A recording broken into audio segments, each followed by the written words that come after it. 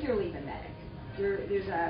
From the 60s on, there have been many documented cases of whales, of dolphins imitating postures and behaviors of other species as well. So these are highly mimetic animals.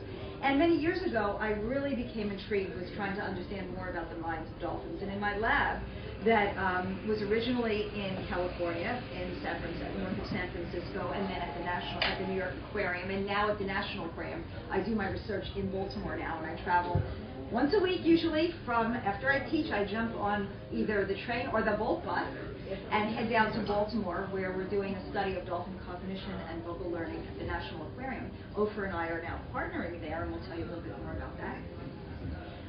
Where I'm trying to decode dolphin communication. We don't have that magic decoder ring that we wish we might have.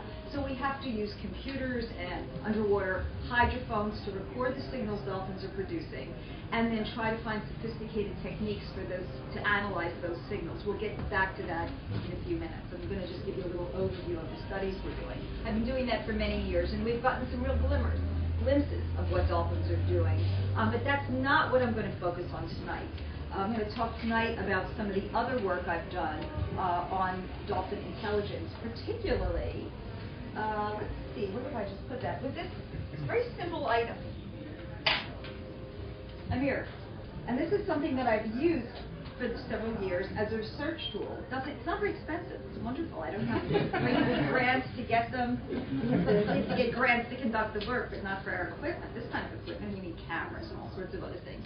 But we are a very narcissistic bunch of humans.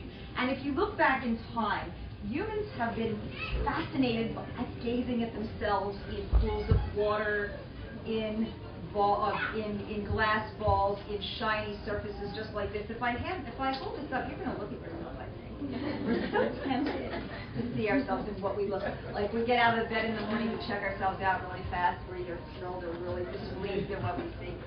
And again, this was considered a uniquely human ability. It's not trivial. It may seem simple, but when you think about it, first of all, we have to pay attention to what's in the mirror. Out of all the things we're bombarded with, of all the other things we could look at, are we interested?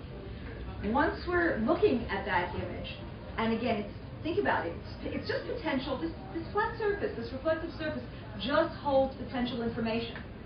Once you perceive it, if you perceive it, how do you interpret it? Is it you? When we think of young children, they don't understand it's themselves until they're about 18 months to 24 months of age. They react before that much like they're looking at another baby, if they see another baby at all. And any of you who have children have watched this process unfurl. So you have to have